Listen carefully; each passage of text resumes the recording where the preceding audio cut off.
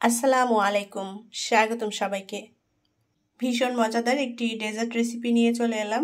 আজকে তৈরি করব ডিমের লাচ্ছি। অল্প উপকরণ দিয়ে ঝটপট করে কম সময়ের মধ্যে এই ডিমের লাচ্ছি তৈরি করে নেওয়া যায়, আর এটা খেতে সকলেই ভীষণ পছন্দ করবে।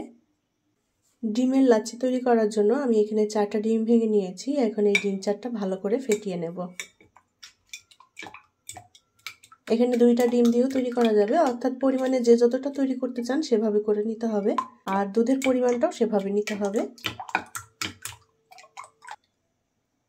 ডিমটা ভালো করে ফেটিয়ে নিয়েছি, এখন একটা সাইডে রেখে দেব।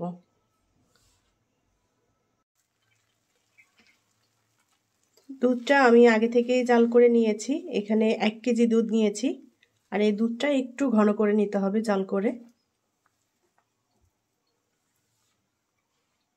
এখন এই দুধের মধ্যে দিয়ে দেব একটা তেজপাতা, সামান্য পরিমাণ লবণ দিয়ে দেব,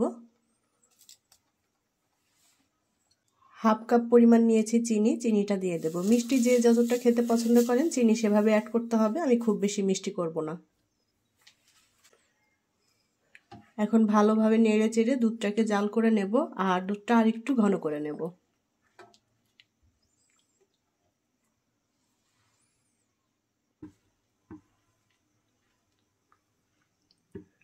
দুধটা বেশ ঘন হয়ে গিয়েছে, আমি অনেকক্ষণ ধরে জাল করে নিয়েছি।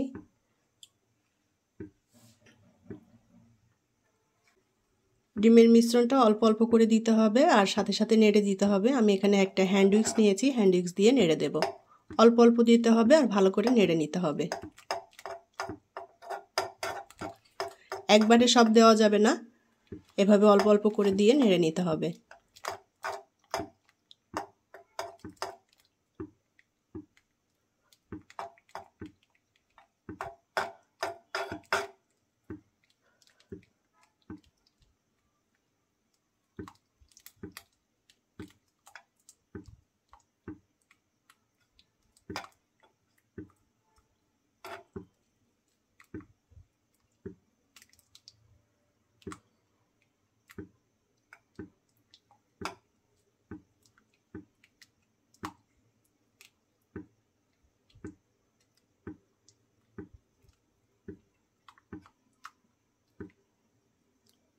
সম্পূর্ণ ডিমের মিশ্রণ আমি দিয়ে দিয়েছি।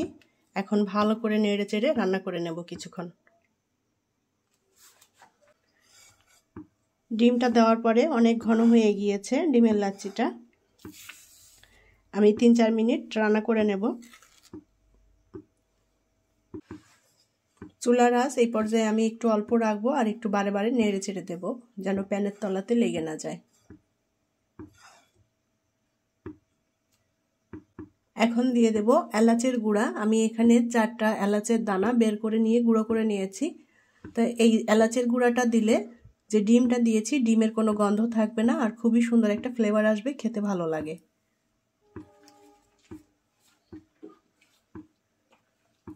ভালো করে নেড়ে চেড়ে মিলিয়ে নেব।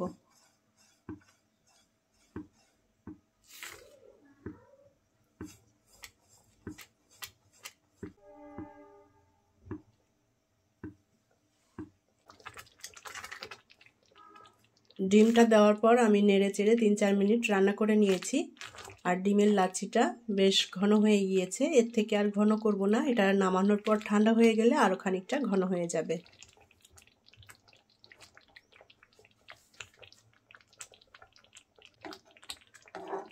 লাচ্ছির ঘনত্বটা ঠিক এরকম হয়েছে।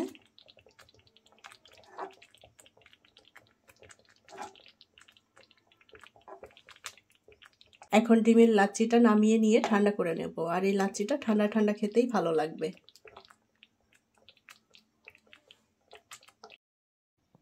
তৈরি হয়ে গেল দারুণ মজাদার ডিমের লাচ্ছি। একদমই অল্প উপকরণ দিয়ে ঝটপট করে কম সময়ের মধ্যে এই ডিমের লাচ্ছিটা তৈরি করে নেওয়া যায়।